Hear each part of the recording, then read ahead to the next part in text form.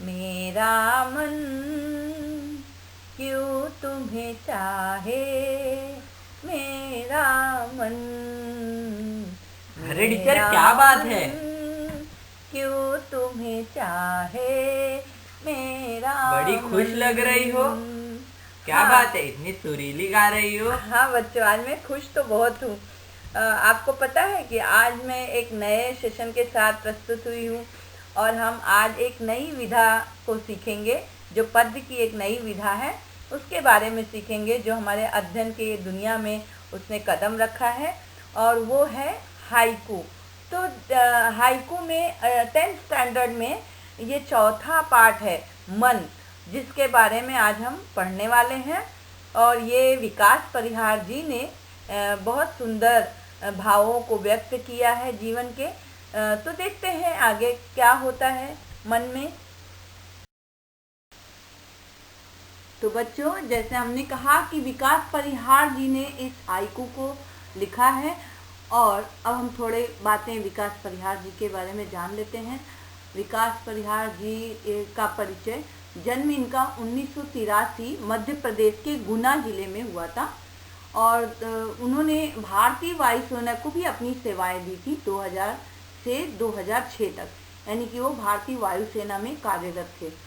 पत्रकारिता के क्षेत्र में उतरने के बाद रेडियो से जुड़े, यानी कि जब वो पत्रकारिता करने लगे, पत्रों में मैगजीन्स वगैरह में उन्होंने लिखना चालू किया, तो वे फिर उन्होंने रेडियो में भी थोड़े दिन काम किया।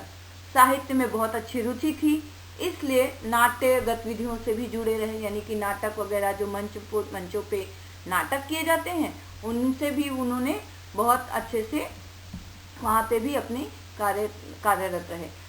आप देखते हैं, अगर ये पद्य संबंधी बात करें, जिसे हमने कहा मन हाइकू हम पढ़ने वाले हैं, तो सच में बच्चों ये हाइकू एक नई विधा है जो जापान की लोकप्रिय काव्य विधा है। अभी तक हमने बहुत सारी विधाओं के बारे में पढ़ा है पद्य की, जैसे गीत, भजन, कीर्तन, दोहे, चौपाई, कुंडलियाँ, मुकरियाँ, बहुत सारी। इसी तरीके से ये एक नई विधा जुड़ गई है हमारे अध्ययन के क्षेत्र में, वो है हाइकू। हाइकू विश्व की सबसे छोटी कविता कही जाती है। सबसे छोटी मतलब 5वें दशक से हिंदी साहित्य ने हाइकू को खुले मन से स्वीकार तो किया है, लेकिन ये इतनी छोटी है कि पहली लाइन में 5, दूसरी लाइन में 7 और फिर तीसरी लाइन में 5, यानी कुल मिलाकर 17 वर्ण के ढांचे में ही लिखी जाती है। 17 वर्ण मतलब 17 अक्षर, 17 अक्षरों से मिले हुए शब्द जो बनते हैं उनमें लिखी जाती है।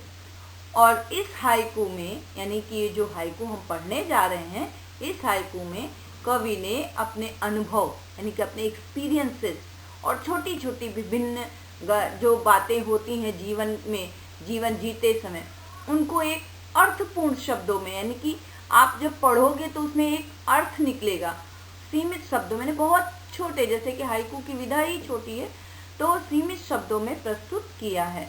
तो अब हम आगे देखेंगे कि मन हाइकू का भावार्थ। तो बच्चों, पहला हाइकू देखते हैं। घना अंधेरा, चमकता प्रकाश और अधिक। अब देखो, यहाँ पहली लाइन में घना अंधेरा, आपको 5 वर्ण मिल रहे हैं, फिर चमकता प्रकाश 7 और अधिक फिर से 5, तो ये बन गई हाइकू। लेकिन इन छोटे छोटे शब्दों के माध्यम से हाइकूकार यानी विकास परिहार जी क्या कहना चाह रहे हैं वो समझते हैं। कहते हैं कि घना अंधेरा, यानी कि जब बहुत घनघोर अंधेरा छाया हो, शाम होते ही अंधेरा हो जाता है, तो वातावरण एकदम अंधकार में हो जाता है। ऐसे वक्त में, यानी कि जब हमारा घना अंधकार हो, ऐसे वक्त में एक छोटा सा प्रकाश, चाहे जुगनू का हो या किसी दीपक का हो, छोटा सा प्रकाश भी उस समय अधिक लगता है। यानी कि छोटे से प्रकाश की भी उपस्थिति एक अपनी अहमियत बताती है। यही उन्होंने कहना चाहा है, और इसको जीवन से कैसे ताल्लुक दिया है कि यानी कि हमारे जीवन में बहुत सारे अंधकार आते रहते हैं, विघ्न बाधाएं आती रहती हैं, लेकिन उसमें थोड़ी सी किसी की मदद अगर मिल जाती है तो वो बहुत मायने रखती है। बच्चों दूसरे हाइकू में हाइकूकार कह रहे हैं, करते जाओ पाने की मत सोचो जीवन सारा। अभी देखो यहाँ पे गीता का एक श्लोक याद आता है, कर्मण्येवाधिकारस्ते मां फलेषु कदाचन। लगता है हाइकूकार ने उसी आधार को यहाँ का अपना आधार बनाया है, वही उसी श्लोक का। तो देखते हैं इसका मतलब क्या है बच्चों। यहाँ कवि कहना चाह रहे हैं कि अपने जीवन में हमेशा हमें कर्मशील रहना चाहिए। कर्मशील मतलब अपने काम में हमेशा तत्पर रहना चाहिए। कर्म अगर सही तरीके से किया तो फल तो निश्चित तौर पे मिलेगा। फल की चिंता नहीं करते रहना चाहिए, यानी कि हम कर्म इसलिए करें कि आज नहीं तो कल तुरंत मुझे फल मिलना चाहिए, ऐसा नहीं होता है। फल जरूर मिलेगा अगर कर्म सही तरीके से किया गया है, लेकिन अगर हम पाने की ही सोचते बैठेंगे तो हम अपने जीवन को दुख में ही व्यतीत कर देंगे, आनंद का अनुभव ही नहीं ले पाएंगे।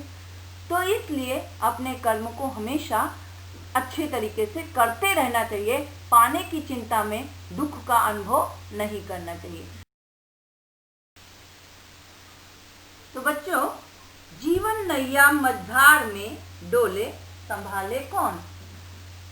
तो यहाँ हाइकूकार क्या कह रहे हैं, देखो जीवन यापन यानी जीवन का निर्वाह संसार में आने वाले प्रत्येक मनुष्य का एक कर्तव्य होता है और पहली जरूरत भी होती है, बेसिक नीड्स में होता है वो तो हमारे। लेकिन इस संसार रूपी सागर में इतना आसान नहीं है अपने जीवन की नैया को शांति से चलाते रहना। बहुत सारी बाधाएं आती हैं, बहुत सारे तूफान यानी कि बहुत सारी कठिनाइयां आती हैं और आएंगी भी, पर अगर हमारे इरादे मजबूत होते हैं तो बीच के भंवर में फंसी नैया को भी हम खुद ही संभाल सकते हैं। अगर हम दूसरों के सहारे बैठे रहेंगे तो ऐसे समय में जब हम खुद बाधाओं का सामना करने में सक्षम नहीं है तो उस समय हमारी कोई मदद करने वाला नहीं आता है। यानी कहने का मतलब है कि जब हम स्वयं की मदद करने के लिए तत्पर रहते हैं तो भले हमें भगवान और भगवान के रूप में इंसान मदद करते हैं। इसीलिए कह रहे हैं कि संभाले कौन। हाइकूकार पूछ रहे हैं कि आपकी नैया है, आपका जीवन है, आपका निर्वाह है, तो आपको ही संभालना है, कोई दूसरा यहाँ संभालने के लिए आने वाला नहीं है। रंग बिरंगे रंग संग लेकर आया फागुन। वाह वाह, क्या बात कही है हाइकूकार ने। यहाँ पे कहना चाहते हैं कि हमेशा एक जैसा जीवन नहीं रहता है, दुख के बाद सुख, सुख के बाद दुख आते ही रहते हैं, ऐसे ही जीवन चलता है। अब इसको इन्होंने ऋतुओं के माध्यम से बताया हुआ है, जैसे कि कभी पतझड़ आता है तो कभी बसंत ऋतु आती है, फिर कभी फागुन आ जाता है। फागुन के मौसम में होली का बहुत महत्व है, रंगों का बहुत महत्व है। ऐसे ही हम अपने मन को ऋतुओं के माध्यम से अपने मन को हर्षित करते रहते हैं। सुख में पतझड़ आता है तो दुख, जैसे हमारे जीवन में दुख और सुख आते हैं, पतझड़ आते हैं, वैसे ही बसंत भी आता है, ऋतुएं बदलती रहती हैं। वही यहाँ पे कहना चाहते हैं हाइकूकार कि प्रकृति के बदलाव में हमेशा निरंतरता बनी रहती है। प्रकृति हमेशा निरंतर बदलती रहती है। हर एक महीने का अपना अपना महत्व होता है। कभी पतझड़ है तो कभी बसंत है, कहीं फागुन है, कहीं रंगों की बात हो रही है। तो इस तरह से फागुन माह में फूलों का, रंगों का बहुत महत्व दिया गया है। यही कवि यहाँ कहना चाहते हैं। आगे कहते हैं हाइकूकार बच्चों, कांटों के बीच खिलखिलाता फूल देता प्रेरणा। क्या समझे, किस फूल की याद आ गई? हाँ, गुलाब। जी हाँ, गुलाब फूल कांटों के बीच खिलता है, लेकिन हमको अपनी जो खिलता है उससे कांटों का कुछ, उसके कांटों के चुभने का दर्द महसूस नहीं दिखाता है कि मुझे कांटों से दर्द है और मैं अपने खिलेपन में कुछ अंतर दिखाता है। नहीं, वो प्रेरणा देता है, इंस्पिरेशन देता है हमें कि संघर्ष और समस्याएं तो जीवन में भरी पड़ी हैं। ऐसा नहीं किसी का जीवन बिना संघर्ष के एकदम शांति से बढ़िया मस्त चला करता है, ऐसा कुछ नहीं है। हर एक के जीवन में कहीं सुख है, दुख है, संघर्ष है, समस्याएं हैं। ऐसे में कई प्रेरणादायी चीजें हमें नजर आती हैं। जैसे अभी गुलाब का फूल आपने देखा, जो हमें प्रकृति से दिखती हैं। प्रकृति हमें समझाती है कि हर चीज में अपने को ढाल लेना चाहिए, हर परिस्थिति में हर तरीके से अपने को खुश रखने की कोशिश करनी चाहिए। जैसे कांटों के बीच ये जो गुलाब है सबको अपनी महक देता है, सबको अपनी खुशबू बिखेरता है, लेकिन अपने दर्द होने का एहसास नहीं कराता है। तो यहाँ भी लिखते हैं हाइकूकार जी, भीतरी कुंठा आंखों के द्वार से आई बाहर। अभी कुंठा क्या है? कुंठा यानी कि अंदर ही अंदर किसी बारे में सोचते रहना, अतृप्त रहना, मतलब कुंठित रहना, परेशान रहना, ऐसे यानी कि भीतरी कुंठा यानी अंदर अंतर मन में जो हमारे चलता रहता है द्वंद्व विकार, वो जब हम बहुत ओवरफ्लो होते हैं ना, बढ़ जाते हैं, तो आंखों के द्वार से बाहर आते हैं। अब आंखों के द्वार से क्या आते हैं? आंसू आते हैं। यानी कि जब हम बहुत परेशान होते हैं, बहुत दुख में होते हैं, तो हम अपने आंखों के द्वार से यानी आंसुओं के द्वारा उसको निकालने का प्रयास करते हैं। यही कह रहे हैं कि मनुष्य खुशी, दुख, उत्साह, हर्ष सब तरीके के भावों से भरा है, और वो सब आंखों के द्वारा। जब आप खुश होते हो तो भी वो आंखें चमकती हैं एकदम, लेकिन अब जब आप दुखी होते हो तो निराशाजनक आंखें होती हैं। जब आप अत्यंत परेशान होते हो, दुखी होते हो, कुंठित होते हो, तो रोने भी लगते हैं हम लोग। तो ऐसे ये आंखें ही आईने का काम करती हैं, मनुष्य के आईने का काम करती हैं। तो लेकिन हम वही कहना चाह रहे हैं हाइकूकार कि हमें आंसुओं के माध्यम से अपने दुख को निकाल देना चाहिए, अंदर कुंठित नहीं रहना चाहिए।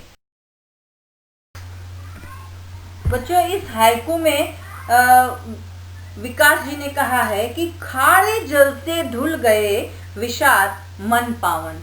खारे जल से यानी कि वही खारा जल किसका होता है? आंसुओं का होता है। आप कहोगे समुंदर का होता है, हाँ समुंदर का भी होता है और आंसुओं का भी होता है। यानी कि एक बात है, जैसे कि कोई हमारी भलाई करने के लिए आता है, कोई बात कहता है, पर तब हमें उसकी बात समझ नहीं आती और हम उसके प्रति द्वेष की भावना पाल बैठते हैं, गुस्से में आ जाते हैं। जो हमारी भलाई के लिए ही भले क्यों न कह रहा हो, लेकिन हम गुस्से में आ जाते हैं। परंतु जब हमें उस बात की हकीकत पता चलती है, असलियत में वो क्यों मुझे समझा रहा है, क्यों हमें समझाने की कोशिश कर रहा है, और जब हकीकत का पता चलता है, तब हमारे अंदर के जो आंसू हैं, जो हमारे अंदर ग्लानि भर जाती है, वो बाहर आ जाती है। किसके जरिए? आंसुओं के जरिए। यही यहाँ कवि कहना चाह रहे हैं। अब कह रहे हैं कि मृत्यु को जीना जीवन विष पीना है जिजीविषा। यहाँ पे आपको बता दें जीवन विष क्यों कहा गया है, क्योंकि जैसे पहले भी बहुत सारे हाइकू में उन्होंने कहा कि जीवन एक जैसा नहीं चलता है, सुख और दुख, अनेकों बाधाओं का सामना भी करना पड़ता है। जिजीविषा का मतलब होता है जीने की इच्छा, यानी जीने का एक जज्बा बना के रखना। तो यहाँ अब आपको अर्थ समझ में आया। मनुष्य को जीवन जीने के लिए अनगिनत बाधाएं, अनगिनत तकलीफों का सामना करना पड़ता है, फिर भी जीवन तो जीना है, जीवन मिला है तो जीना ही पड़ेगा। ये तो एक अटल सत्य है। सबकी मृत्यु भी निश्चित है, ये भी एक अटल सत्य है। तो फिर इस सत्य के साथ जब मृत्यु है, जीवन जो जितना मिला है जीना भी है, तो उसमें हम सुख से, दुख से घबराएं, तकलीफों से परेशान हो जाएं, ये नहीं होना चाहिए। जीवन जीने का जो जिजीविषा है, जीने की एक इच्छा है, वो बरकरार रखनी चाहिए। यही एक अटल सत्य मानकर चलना चाहिए। मन की पीड़ा छाई बन बादल बरसी आंखें। मन की पीड़ा, अब यहाँ पे मन हाइकू का शब्द आ गया। मनुष्य के स्वभाव की एक विशेषता भी है। क्या है कि जब मन में दर्द होता है, दिल में दर्द होता है, पीड़ा होती है, तो कहाँ से निकलती है? आंखों के रास्ते से। आंखों के साथ पानी बहकर आंसू निकल जाते हैं। जब तक दिल में तकलीफ रहती है तब तक चेहरे पे मलिनता रहती है, परेशान रहता है जब तक आंसू नहीं निकलते हैं। और जैसे ही आंखों के रास्ते से आंसू बन करके वो पीड़ा निकल जाती है, तब दुखों की जो गुबार है, दुखों का जो भंडार भरा था, वो निकल जाता है और मन की पीड़ा कम हो जाती है। आगे लिखते हैं, चलती 7 पटरियां रेल की फिर भी मौन।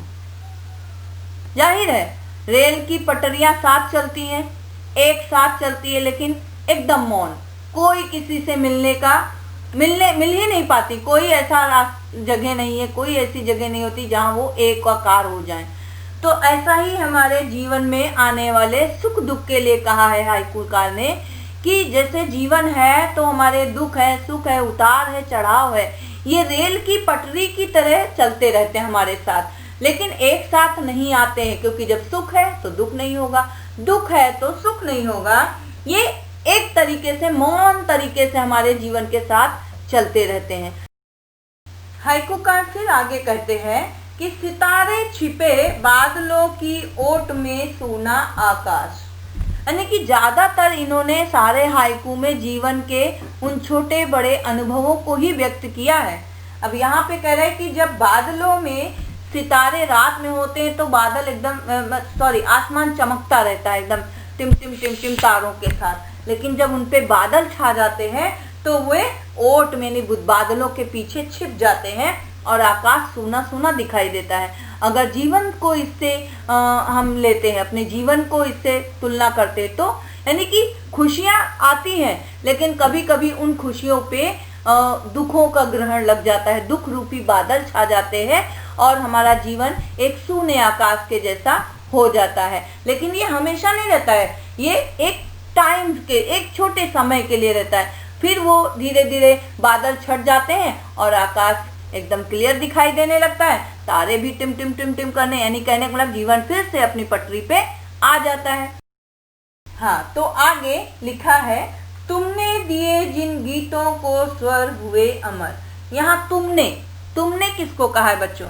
तुमने यानी कि हमारा जीवन जो है हम अकेले नहीं जीते हैं। जब हम आते हैं तो हमारे परिजन, रिश्ते, नाते सब अपनों का साथ होता है और उस साथ में कुछ अच्छी अच्छी बातें बताने वाले लोग होते हैं, कुछ गाइडेंस देने वाले लोग होते हैं, कुछ इंस्पायर करने वाले लोग होते हैं। तो जीवन में सबका अस्तित्व रहता है, सबकी अपनी अपनी पहचान होती है। प्रियजनों का जब साथ मिल जाता है तो वो पल एकदम अमर हो जाते हैं और उन पलों को जो अच्छी अच्छी बातें सिखाने वाले लोग मिल जाते हैं तो वो जो गीत हैं यानी अमर गीत हैं वो समझकर उनको याद करना चाहिए। यानी कि ऐसे लोगों को कभी नहीं भूलना चाहिए जिन्होंने हमारे गीतों को स्वर दिया है, यानी हमारी भावनाओं को समझा है और उनको अमर किया है। तो आगे लिखा है, सागर में भी रहकर मछली प्यासी ही रही। बच्चों सबको पता है कि सागर में मछलियां रहती हैं, लेकिन यहाँ पे मछली प्यासी ही रही क्यों कहा गया है? कि मछली जिसका जीवन ही पानी है वो चारों तरफ से सागर से घिरे हुए पानी के बीच में रहती है, समुद्र के बीच में, लेकिन खारा पानी पी तो नहीं सकती है, यानी प्यासी रहती है। वो प्यास मिटाने के लिए कहाँ जाती है पता है? मीठे पानी के स्रोत की तलाश में जाती है बच्चों। उसी प्रकार अगर हम जीवन से जोड़े तो जीवन हमारा दुखों से दुख सुख आते रहते हैं, लेकिन दुखों को पार करके सुख की तलाश करनी होती है। ऐसे नहीं कि दुख आया तो हम बड़े निराश होकर बैठे उसी में परेशान होते रहते, नहीं, उन दुखों को पार करके सुखों की तलाश करनी चाहिए।